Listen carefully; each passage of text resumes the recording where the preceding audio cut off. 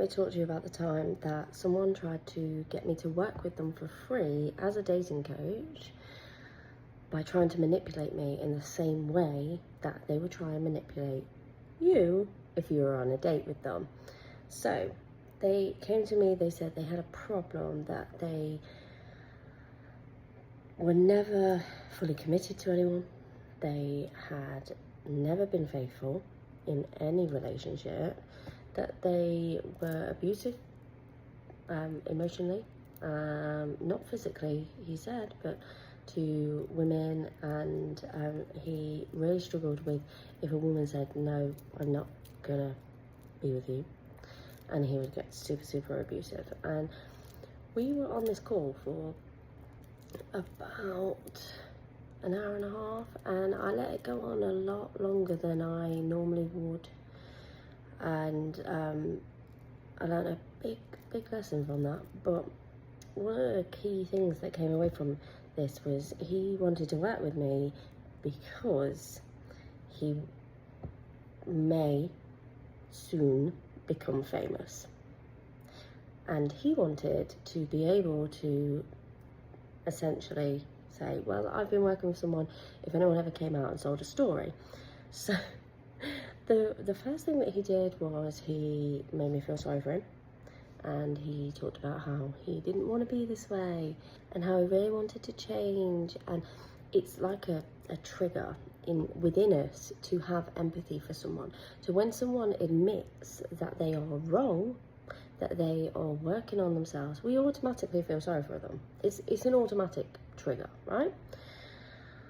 Obviously, I've worked with a lot of narcissists over the years, so it doesn't work that well on me. But even then, it did get me a little bit, because I stayed on this call for way too long than I should have. The second thing that he did was he made me embarrassed for him. We was on a Zoom call. He adjusted his camera. He made out that his camera like fell, like that. And I saw his pants. He was sat in his pants. He had a shirt on. He was sat in his pants. He made me feel uncomfortable, because uncomfortable people don't use their brain logically. People that feel sorry for someone, like I'm embarrassed for him at this point, because I've just seen his pants, and I'm like, can you adjust your camera? It's embarrassing to have to say that to someone, and therefore this person is now on the upper, they've got the upper hand on you. So that's what they did. And then the third thing was they pushed my boundaries. We went back and forth, and he was like, yeah, I want to work with you.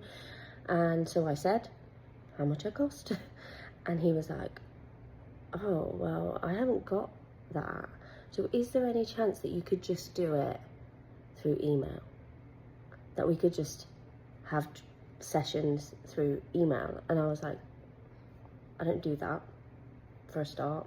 Yes, I do text my clients, I do talk to them via message, but they're paying clients. I do email my email list, but if you want to work with someone on a one-to-one basis, then it's all in.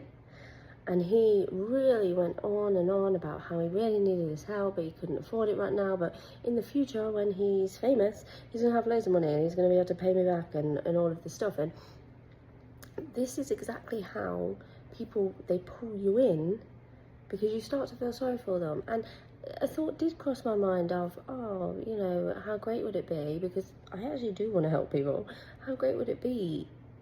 I've seen it time and time again, where I've turned people and helped people who were abusive in relationships to being able to manage to not be like that.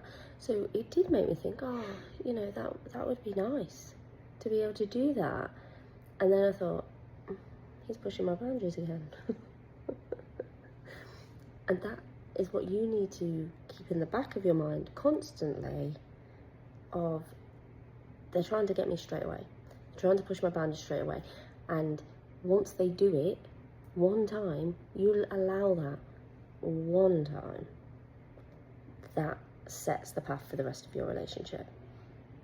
And yeah, if you want to learn how to make sure that never happens to you again, then come and join me in my 2-day live masterclass, where I will be showing you exactly how I filter people in life.